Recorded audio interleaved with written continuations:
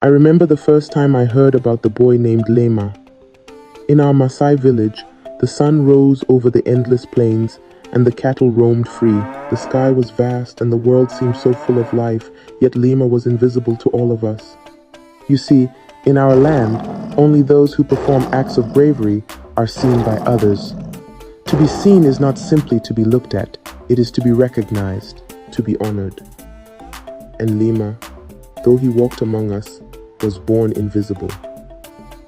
The elders say this has happened before, to others who have not yet proven themselves, but it's rare. Lima's mother and father were respected in the village. His father was a warrior who had once protected our herds from lions. His mother cared for the goats and sang the stories of our people by the fire. But Lima, their son, was a shadow. He lived among us, but no one could see him, not even his own family. His invisibility was a burden they all bore in silence. The other children would run across the plains chasing each other, laughing, herding the cattle. But Lima would sit by the thorn trees, watching from afar, unnoticed. He longed to be part of them, to be seen, but he knew that until he did something brave, he would remain invisible. In our village, the young boys would train as warriors, learning to protect the cattle and defend the tribe. They would face lions if they had to, but Lima was never called to join.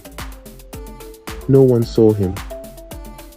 As Lima grew older, the weight of his invisibility pressed harder on him.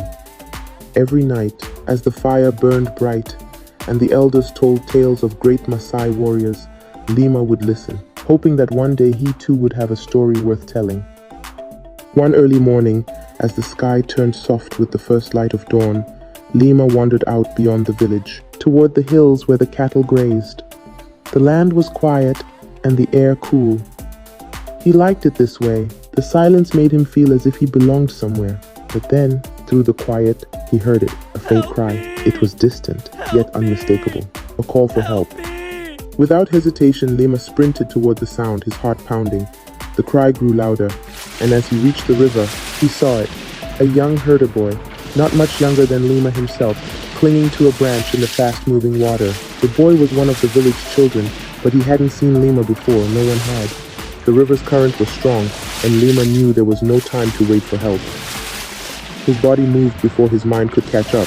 He dove into the rushing water, the cold shock hitting him like a blow, but he pushed forward, kicking and fighting against the current. When he reached the boy, he grabbed his arm and pulled him close, using all his strength to swim toward the bank. Finally, they made it. Both collapsed on the riverbank, gasping for air. The boy looked at Lima with wide eyes, his breath shaky, and then it happened. The boy blinked, and suddenly he saw Lima, not as a shadow, but as a person, flesh and bone. "You saved me," the boy whispered, disbelief in his voice. Lima's heart soared. Could it be? Could he finally be seen? As they returned to the village, walking side by side, something incredible happened. The people began to look. First, they saw the boy Lima had rescued, and then one by one they saw Lima. Whispers spread like the wind. "Who is that? Isn't that the invisible child?" But now, Lima wasn't invisible anymore. He had done something brave, something that mattered. The Maasai people are known for their courage and strength, and on that day, Lima became one of them. In the days that followed, Lima was no longer a shadow. The people recognized him, not for his name, but for his bravery. The elders spoke of him with pride, and for the first time in his life, Lima felt what it was like to be part of the village, to be truly seen. Lima didn't need to fight lions or lead a great battle to be seen. He had learned that true bravery wasn't always about facing danger. It was about doing what was right even when no one was watching. And from that day on, Lima lived his life with that understanding. He respected the animals, cared for the cattle, and watched over the children of the village, always with the quiet strength that comes from knowing who you are. And though he had once been invisible, now his presence was felt by everyone who knew him.